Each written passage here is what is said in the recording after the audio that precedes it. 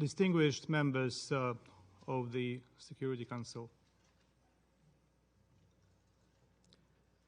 I will not dignify the Russian diabolical script that is rather a letter of application for an upscale seat in the hell by commenting it. I would like to use this opportunity to thank the parents of every ambassador here, to thank the people of the democratic nations who put these ambassadors in their seats, to tell the children of those ambassadors that they should be proud of their parents,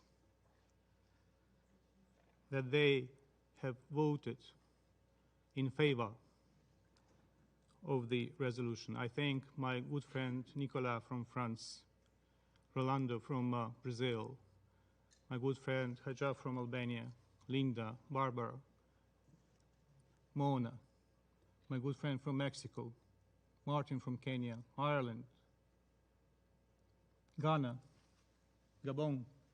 I thank dozens and dozens of co-sponsors who would vote in favor of their resolution should they have a chance to vote, but they will have this chance in days to come. The draft recalls the obligation of all states under Article 2 of the UN Charter to refrain in their international relations from the threat or use of force against the territorial integrity or political independence of any state. The draft called on Russia to stop its offensive against Ukraine. And the memories are very fresh. The Security Council was discussing the ways to prevent the war quite recently in this very chamber. And at the very same moment, deadly airstrikes were dropped on civilian heads across my country. And the Russian troops crossed the Ukrainian border from the territory of Russia. The territory of Belarus was used for missile attacks, and the troops were marching from the occupied parts of the Ukraine's Donbass and Crimea. Last night was the most horrific for Kiev since, just imagine, 1941, when it was attacked by Nazis. Last night was attacked by someone who pretends they are fighting with neo-Nazism. Therefore, I'm not surprised that Russia voted against. Russia is keen on continuing its Nazi-style course of action. The Kremlin regime should not be called Russian regime. The Kremlin regime should be called Russist regime. A couple of hours ago, my president said, and I quote, "Tonight, the enemy will use all the forces at their disposal to break our resistance, vile, cruel, and inhuman. Tonight, they will storm. We must all understand what awaits us. We have to persevere tonight. The fate of Ukraine is being decided right now," end of quote. We just heard something that the Russian ambassador wanted to present as assurances from himself and from his leadership that it's all provocation. And that he urged us not to yield to provocations. Do you remember how many times he said that and his deputies said in this very room that there will be no invasion, no attacks. Do you remember how, during the previous session, he was walking out of the chamber, trying to call someone, not knowing what was going on? How we can trust you? How we can trust your assurance? You have no idea what is on the mind of your president.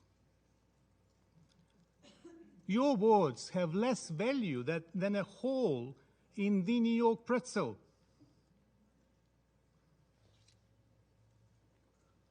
The Russian Federation that occupied by treachery the seat of the Security Council member in 1991 violates daily not only the Charter but also the provisional rules of procedure of this Council. Because if Russia did not violate the provisional rules, then Mr. Nebenzia had to follow Rule 20. Let me quote. I begin the quote. For the proper fulfillment of the responsibilities of the presidency, he should not preside over the Council during the consideration of a particular question with which the member he represents, that's the Russian Federation, is directly connected. He, the rule reads, shall indicate his decision to the Council not to preside.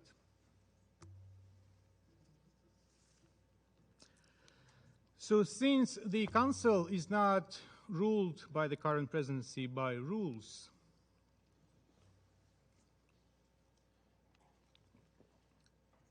I will be probably also unruly.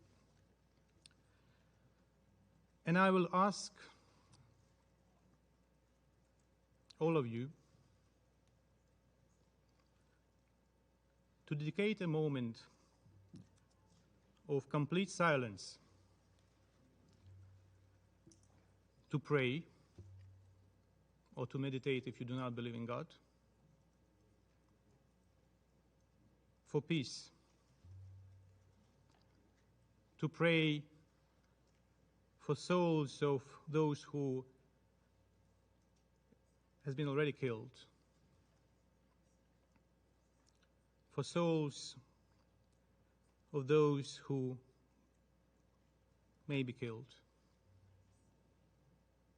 And I invite the Russian ambassador to pray for salvation.